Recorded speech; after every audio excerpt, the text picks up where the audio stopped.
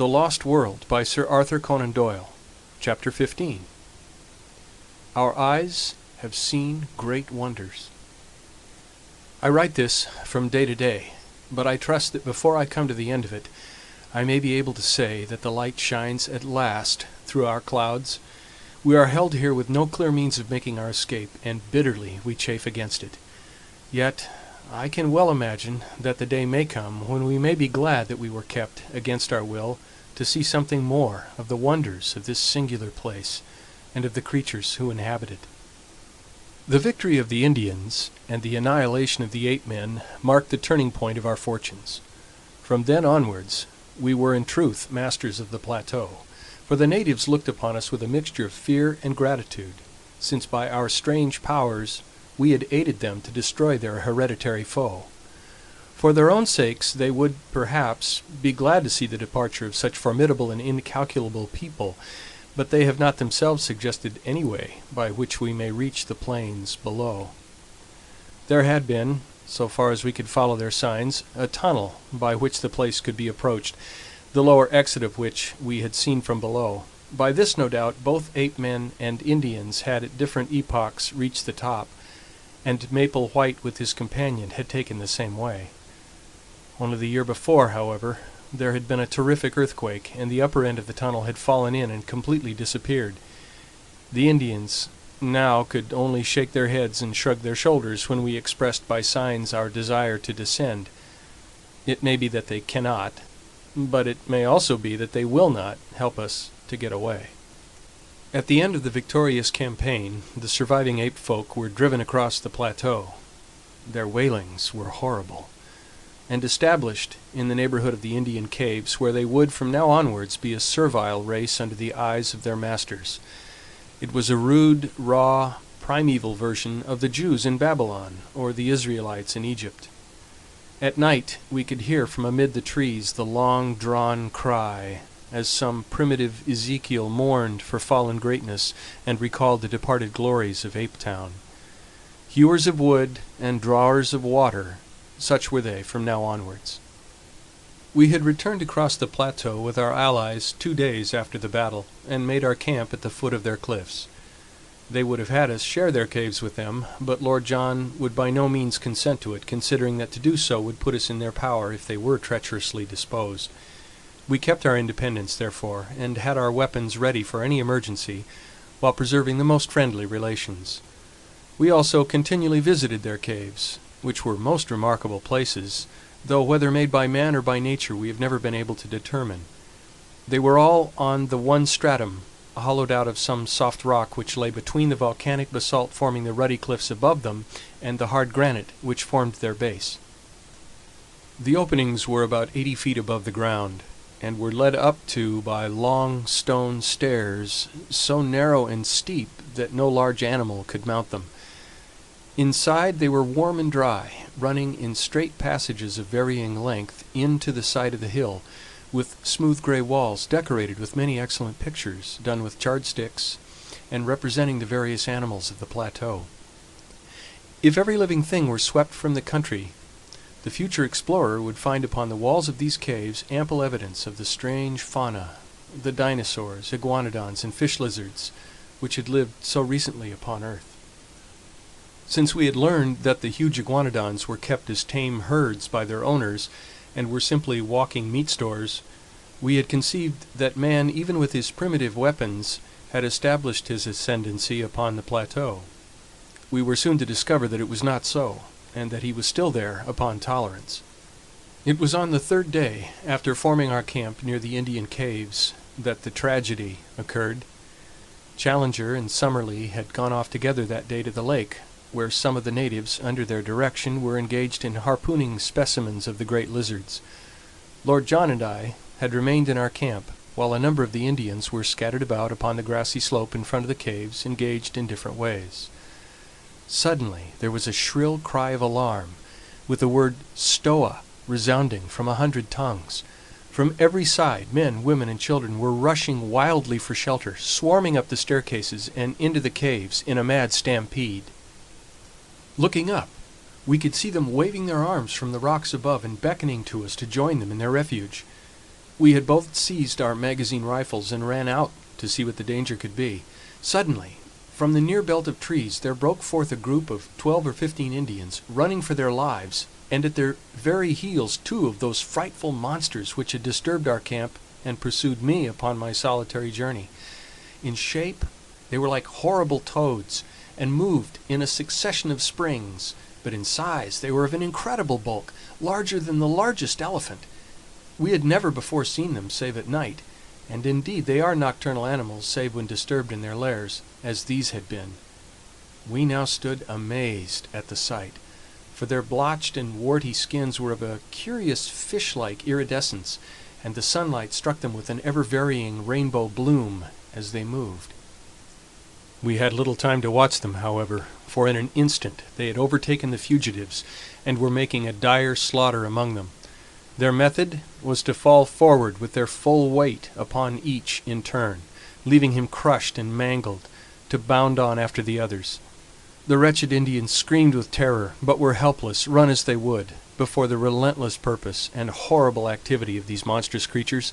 One after another they went down, and there were not half a dozen surviving by the time my companion and I could come to their help. But our aid was of little avail, and only involved us in the same peril. At the range of a couple 100 yards, we emptied our magazines, firing bullet after bullet into the beasts, but with no more effect than if we were pelting them with pellets of paper. Their slow reptilian natures cared nothing for wounds, and the springs of their lives, with no special brain center, but scattered throughout their spinal cords, could not be tapped by any modern weapons.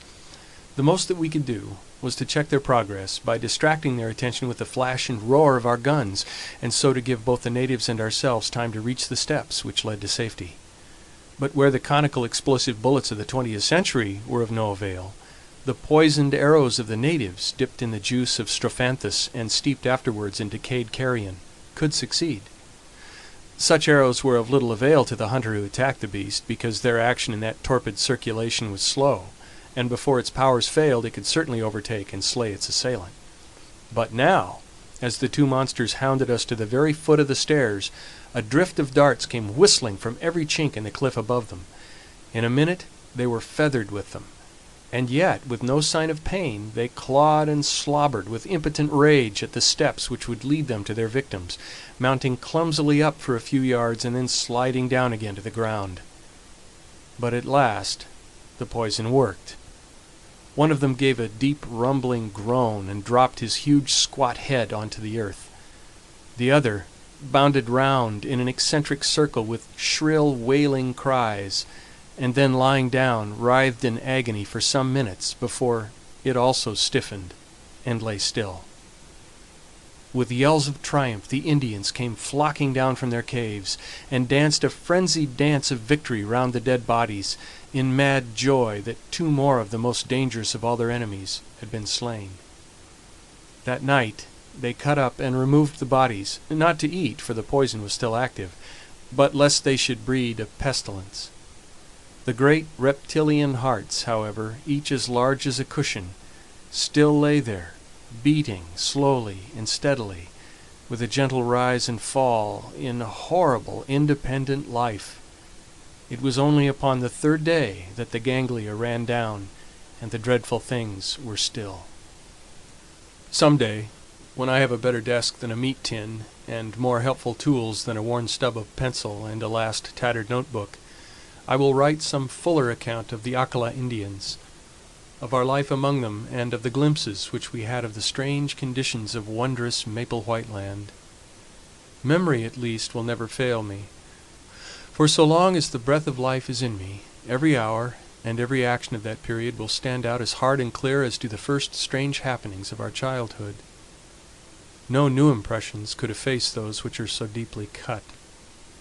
When the time comes, I will describe that wondrous moonlit night upon the great lake, when a young ichthyosaurus, a strange creature, half seal, half fish to look at, with bone-covered eyes on each side of his snout, and a 3rd eye fixed upon the top of his head, was entangled in an Indian net, and nearly upset our canoe before we towed it ashore, the same night that a green water-snake shot out from the rushes and carried off in its coils the steersman of Challenger's canoe. I will tell, too, of the great nocturnal white thing, to this day we do not know whether it was a beast or a reptile, which lived in a vile swamp to the east of the lake, and flitted about with a faint phosphorescent glimmer in the darkness. The Indians were so terrified at it that they would not go near the place, and though we twice made expeditions, and saw it each time, we could not make our way through the deep marsh in which it lived. I can only say that it seemed to be larger than a cow, and had the strangest musky odor. I will tell also of the huge bird which chased Challenger to the shelter of the rocks one day, a great running bird far taller than an ostrich, with a vulture-like neck and cruel head which made it a walking death.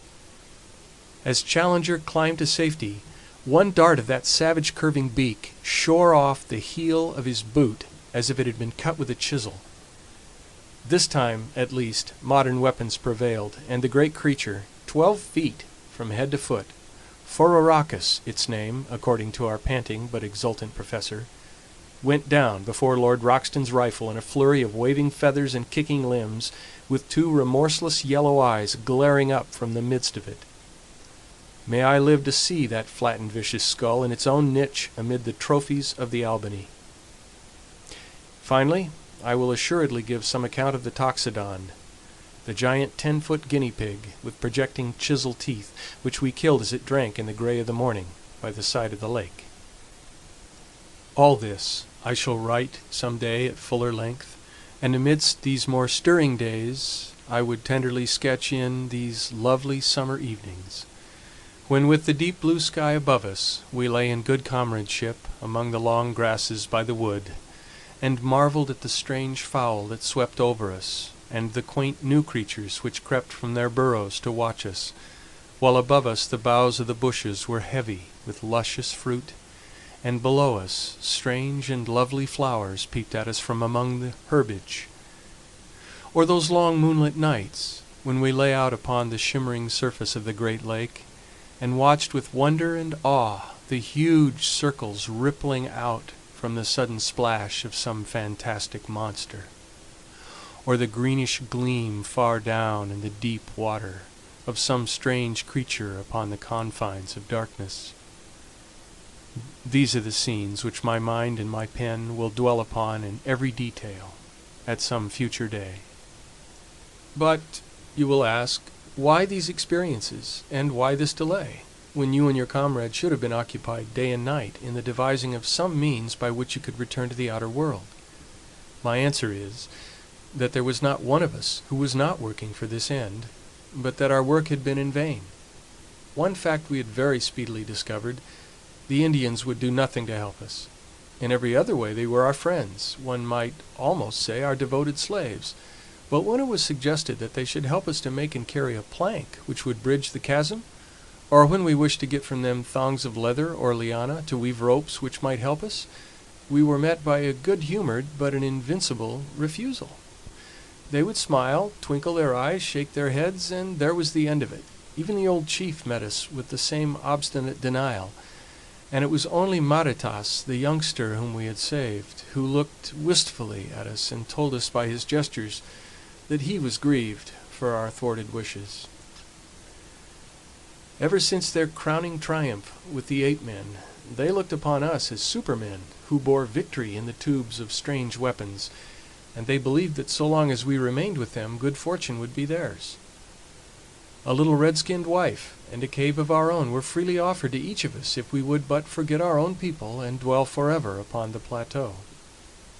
So far, all had been kindly, however far apart our desires might be, but we felt well assured that our actual plans of a descent must be kept secret, for we had reason to fear that at the last they might try to hold us by force.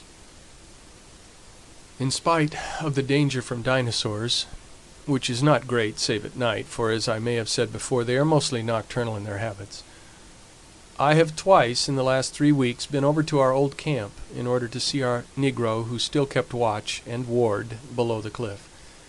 My eyes strained eagerly across the great plain in the hope of seeing afar off the help for which we had prayed, but the long cactus-strewn levels still stretched away, empty and bare, to the distant line of the canebrake.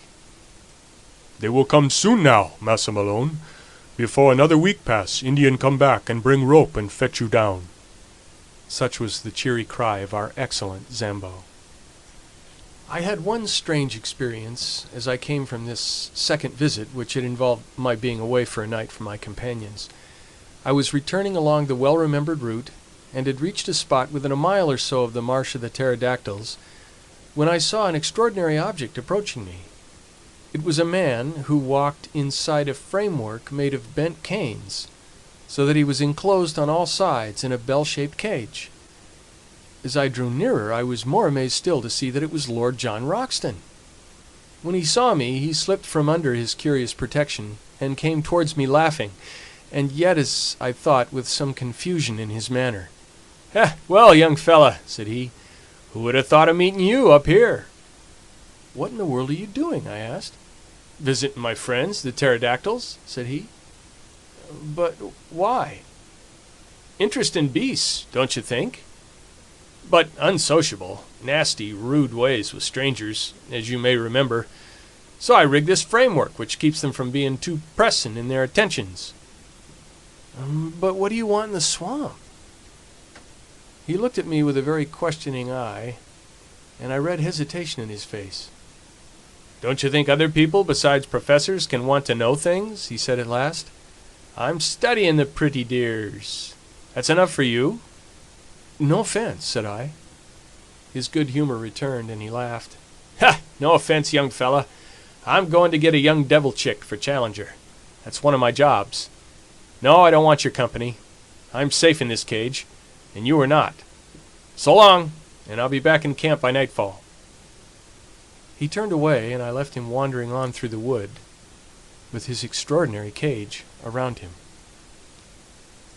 If Lord John's behavior at this time was strange, that of Challenger was more so. I may say that he seemed to possess an extraordinary fascination for the Indian women, and that he always carried a large spreading palm branch, with which he beat them off as if they were flies when their attentions became too pressing. To see him walking like a comic opera sultan, with this badge of authority in his hand, his black beard bristling in front of him, his toes pointing at each step, and a train of wide-eyed Indian girls behind him, clad in their slender drapery of bark cloth, is one of the most grotesque of all the pictures which I will carry back with me. As to Summerlee, he was absorbed in the insect and bird life of the plateau, and spent his whole time, save that considerable portion which was devoted to abusing Challenger for not getting us out of our difficulties, in cleaning and mounting his specimens. Challenger had been in the habit of walking off by himself every morning, and returning from time to time with looks of portentous solemnity, as one who bears the full weight of a great enterprise upon his shoulders. One day, palm branch in hand, and his crowd of adoring devotees behind him, he led us down to his hidden workshop, and took us into the secret of his plans. The place was a small clearing in the center of a palm grove. In this was one of those boiling mud geysers which I have already described. Around its edge were scattered a number of leathern thongs cut from iguanodon hide, and a large collapsed membrane which proved to be the dried and scraped stomach of one of the great fish lizards from the lake.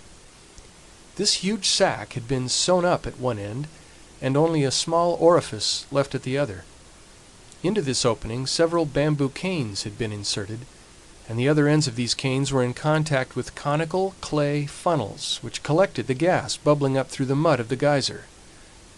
Soon the flaccid organ began to slowly expand, and show such a tendency to upward movements that Challenger fastened the cords which held it to the trunks of the surrounding trees. In half an hour a good-sized gas bag had been formed, and the jerking and straining upon the thongs showed that it was capable of considerable lift. Challenger, like a glad father in the presence of his firstborn, stood smiling and stroking his beard in silent, self-satisfied content as he gazed at the creation of his brain. It was Summerlee who first broke the silence. "You don't mean us to go up in that thing, Challenger?" said he in an acid voice. "I mean, my dear Summerlee, to give you such a demonstration of its powers that, After seeing it, you will, I am sure, have no hesitation in trusting yourself to it." "You can put it right out of your head, now, at once," said Summerlee with decision. "Nothing on earth would induce me to commit such a folly. Lord John, I trust that you will not countenance such madness." "Deuced ingenious, I call it," said our peer. "I'd like to see how it works." "So you shall," said Challenger.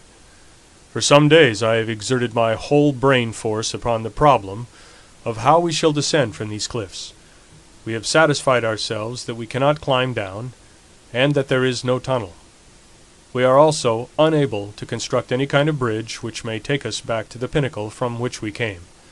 How, then, shall I find a means to convey us? Some little time ago I had remarked to our young friend here that free hydrogen was evolved from the geyser. The idea of a balloon naturally followed. I was, I will admit, somewhat baffled by the difficulty of discovering an envelope to contain the gas, but the contemplation of the immense entrails of these reptiles supplied me with a solution of the problem. Behold the result." He put one hand in the front of his ragged jacket and pointed proudly with the other. By this time the gas bag had swollen to a goodly rotundity and was jerking strongly upon its lashings. "Midsummer madness!" snorted Summerlee. Lord John was delighted with the whole idea. "Clever old dear, ain't he?" he whispered to me, and then louder to Challenger. "What about a car?" "The car will be my next care. I have already planned how it is to be made and attached. Meanwhile I will simply show you how capable my apparatus is of supporting the weight of each of us." "All of us, surely?" "No, it's part of my plan that each in turn shall descend as in a parachute, and the balloon be drawn back by means which I shall have no difficulty in perfecting. If it will support the weight of one, and let him gently down, it will have done all that is required of it. I will now show you its capacity in that direction." He brought out a lump of basalt of a considerable size, constructed in the middle so that a cord could be easily attached to it. This cord was the one which we had brought with us on the plateau after we had used it for climbing the pinnacle.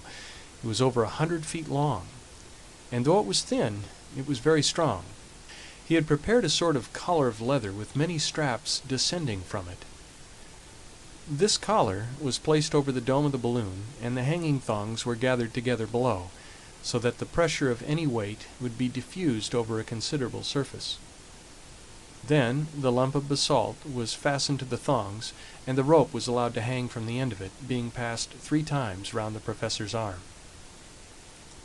"I will now," said Challenger with a smile of pleased anticipation, "demonstrate the carrying power of my balloon."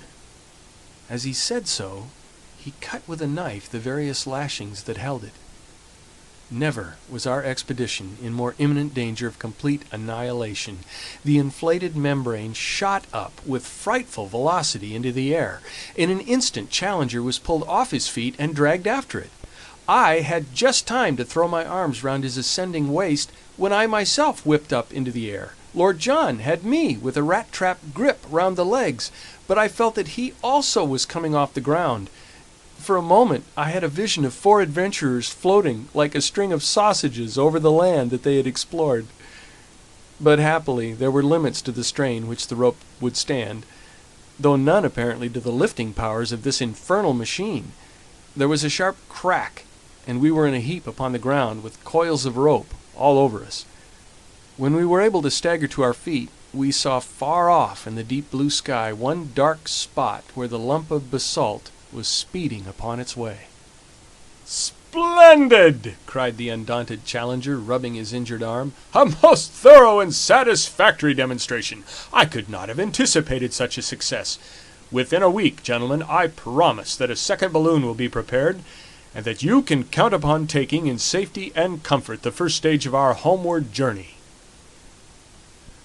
So far, I have written each of the foregoing events as it occurred. Now I am rounding off my narrative from the old camp where Zambo has waited so long, with all our difficulties and dangers, left like a dream behind us upon the summit of those vast ruddy crags which tower above our heads. We have descended in safety, though in a most unexpected fashion, and all is well with us. In 6 weeks or 2 months we shall be in London, and it is possible that this letter may not reach you much earlier than we do ourselves.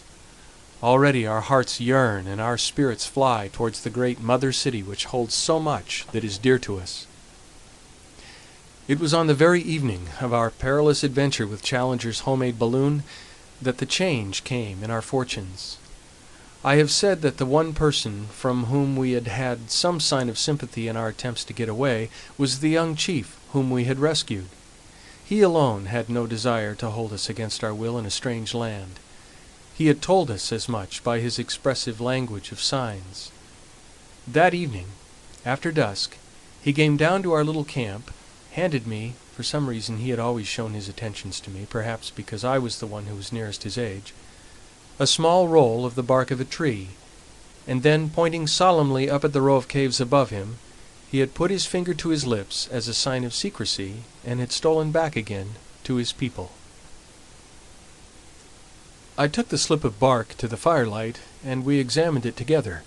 It was about a foot square, and on the inner side there was a singular arrangement of lines, which I here reproduce.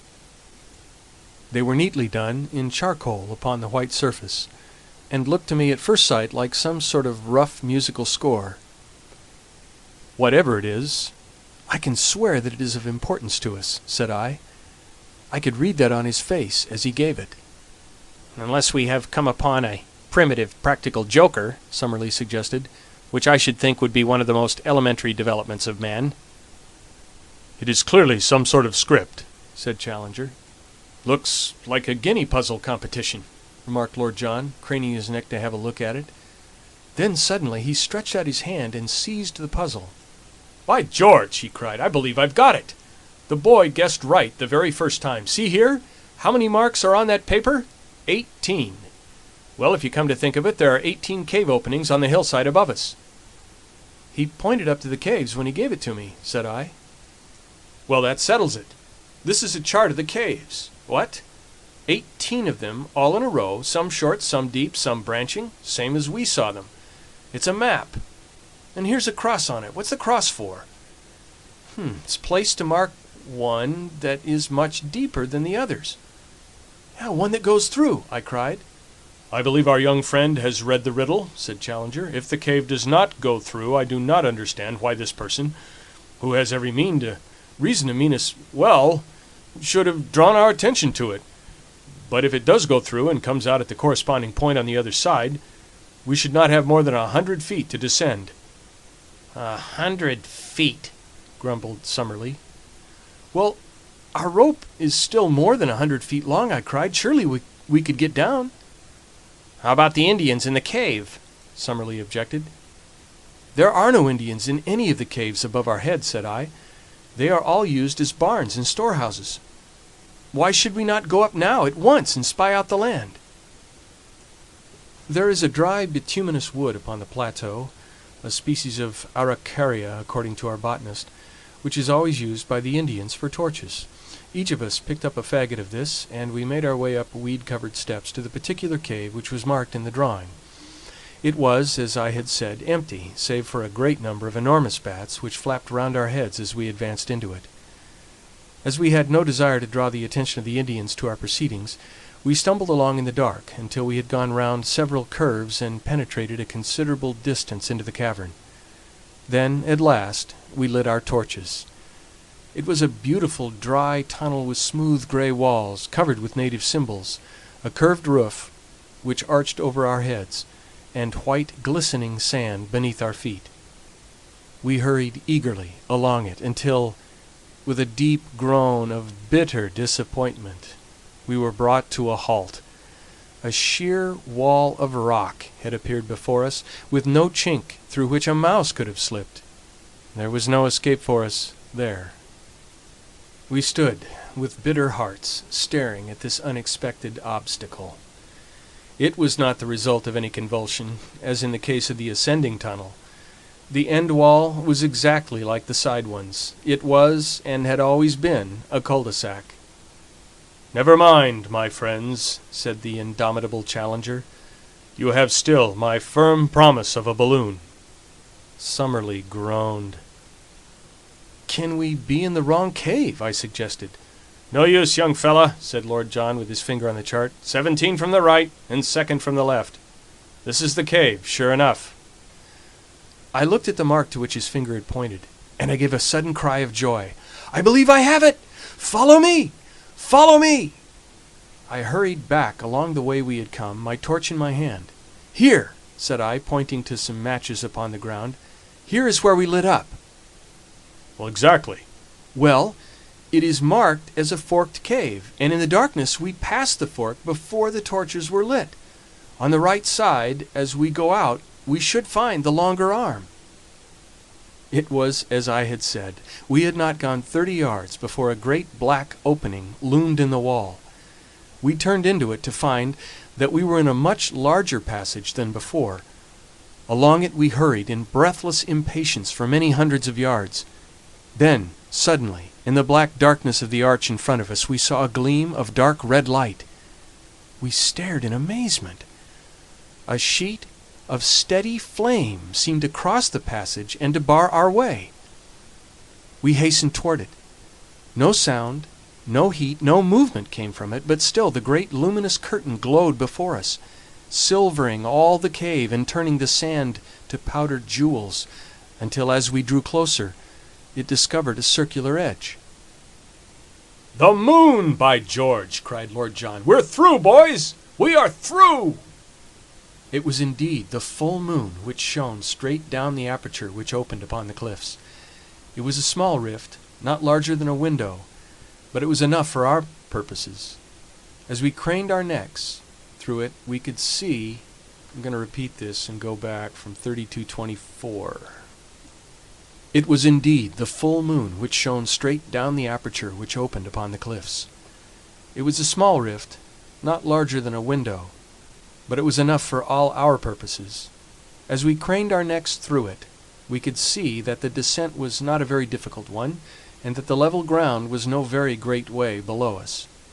It was no wonder that from below we had not observed the place, as the cliffs curved overhead, and an ascent at that spot would have seemed so impossible as to discourage close inspection. We satisfied ourselves that with the help of our rope we could find our way down, and then returned rejoicing to our camp to make our preparations for the next evening. What we did we had to do quickly and secretly, since even at this last hour the Indians might hold us back. Our stores we would leave behind us, save only our guns and cartridges. But Challenger had some unwieldy stuff which he ardently desired to take with him, and one particular package, of which I may not speak, which gave us more labor than any. Slowly the day passed, but when the darkness fell we were ready for our departure. With much labor we got our things up the steps, and then, looking back, took one last long survey of that strange land, soon I fear to be vulgarized, the prey of hunter and prospector, but to each of us a dreamland of glamour and romance, a land where we had dared much, suffered much, and learned much. Our land, as we shall ever fondly call it. Along upon our left, the neighboring caves each threw out its ruddy, cheery firelight into the gloom. From the slope below us rose the voices of the Indians as they laughed and sang. Beyond was the long sweep of the woods, and in the center, shimmering vaguely through the gloom, was the great lake, the mother of strange monsters. Even as we looked, a high whickering cry, the call of some weird animal, rang clear out of the darkness. It was the very voice of Maple White Land bidding us good-bye. We turned and plunged into the cave which led to home. 2 hours later, we, our packages, and all we owned were at the foot of the cliff. Save for Challenger's luggage, we had never a difficulty. Leaving it all where we descended, we started at once for Zambo's camp. In the early morning we approached it, but only to find, to our amazement, not one fire, but a dozen upon the plain. The rescue party had arrived. There were 20 Indians from the river with stakes and ropes, and all that could be useful for bridging the chasm. At least we shall have no difficulty now in carrying our packages. when tomorrow we begin to make our way back to the Amazon. And so, in humble and thankful mood, I close this account. Our eyes have seen great wonders, and our souls are chastened by what we have endured. Each is, in his own way, a better and deeper man. It may be that when we reach Pera we shall stop to refit. If we do, this letter will be a mail ahead. If not, it will reach London on the very day that I do. In either case, my dear Mr. McArdle, I hope very soon to shake you by the hand. End of chapter 15.